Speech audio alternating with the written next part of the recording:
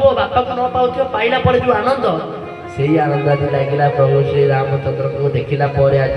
देवदेव महादेव को महादेव कहती रामचंद्र हेले मो बापा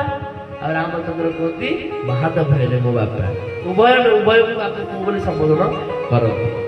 जितेबाला महादेव देखिदे रामचंद्र को जय सचिदानंद जय सचिदानंद जय सचिदानंद कही डेई पड़े वृषभ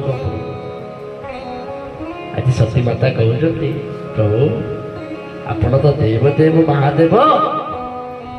आपण पुणी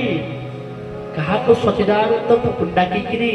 एते जोरे चित्कार करी वृषभ उपर डेई पड़ु प्रभु कहले से देख लीला चली तो माया धर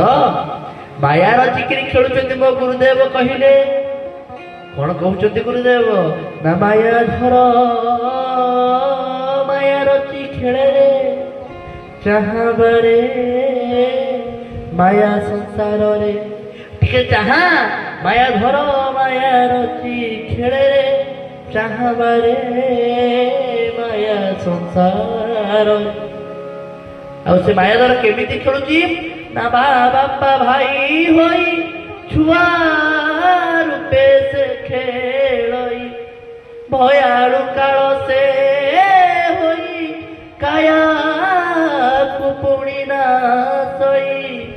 तार लीला मन तार लीला के बुझी न पारे रे जहाँ बारे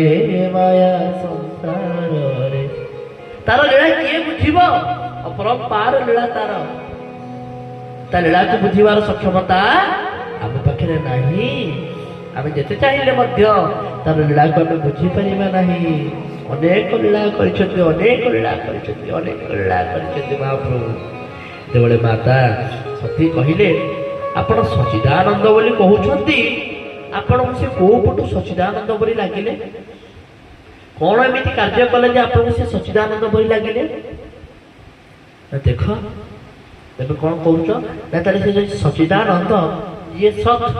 चेत आनंद थी अर्थात ये सत्य सदा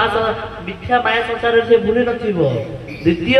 ये सदा सर्वदा चेतना रे थिबो तृतीय ये सदा आनंद थिबो से हला सचिदानंद ताले वर्तमान ये सचिदानंद केमिति